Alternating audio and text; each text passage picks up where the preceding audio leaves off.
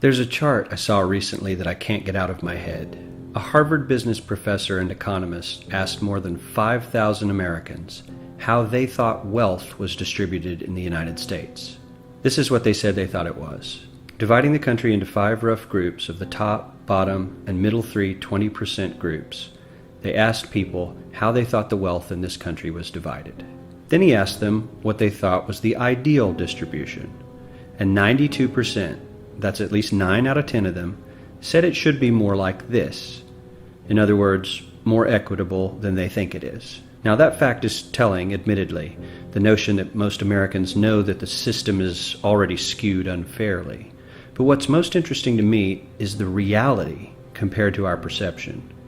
The ideal is as far removed from our perception of reality as the actual distribution is from what we think exists in this country. So ignore the ideal for a moment. Here's what we think it is again. And here is the actual distribution. Shockingly skewed. Not only do the bottom 20% and the next 20%, the bottom 40% of Americans barely have any of the wealth. I mean, it's hard to even see them on the chart. But the top 1% has more of the country's wealth than 9 out of 10 Americans believe the entire top 20% should have. Mind-blowing. But let's look at it another way, because I find this chart kind of difficult to wrap my head around.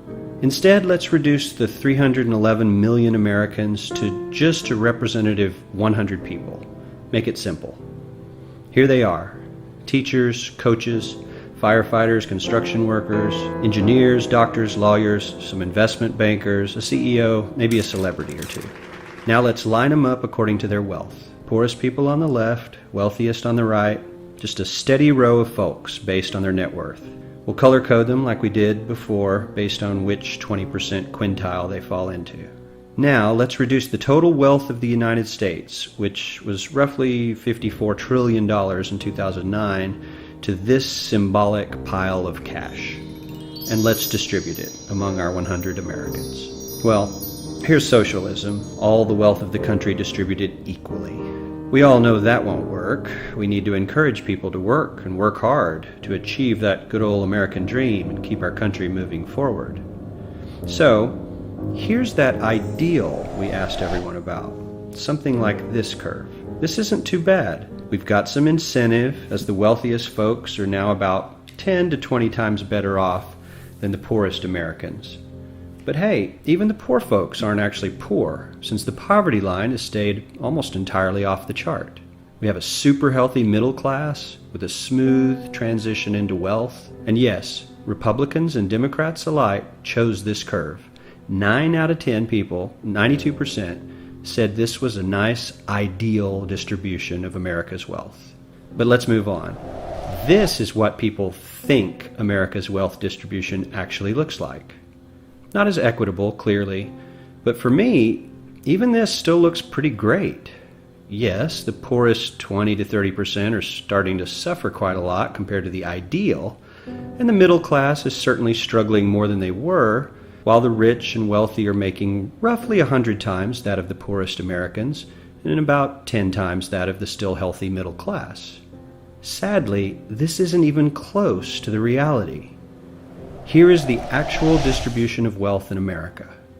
The poorest Americans don't even register. They're down to pocket change, and the middle class is barely distinguishable from the poor. In fact, even the rich between the top 10 and 20 percentile are worse off. Only the top 10% are better off. And how much better off? So much better off that the top 2 to 5% are actually off the chart at this scale. And the top 1%, this guy, well, his stack of money stretches 10 times higher than we can show. Here's his stack of cash, restacked, all by itself. This is the top 1% we've been hearing so much about. So much green in his pockets that I have to give him a whole new column of his own, because he won't fit on my chart. 1% of America has 40% of all the nation's wealth.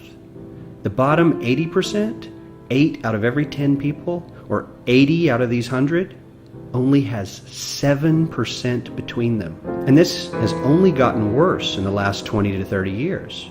While the richest 1% take home almost a quarter of the national income today, in 1976 they took home only 9%, meaning their share of income has nearly tripled in the last 30 years. The top 1% own half the country's stocks, bonds, and mutual funds.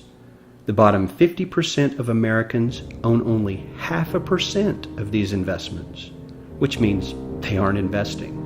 They're just scraping by. I'm sure many of these wealthy people have worked very hard for their money, but do you really believe that the CEO is working 380 times harder than his average employee? Not his lowest paid employee, not the janitor, but the average earner in his company. The average worker needs to work more than a month to earn what the CEO makes in 1 hour.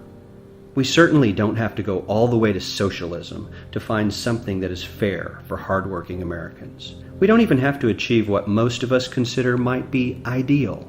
All we need to do is wake up and realize that the reality in this country is not at all what we think it is.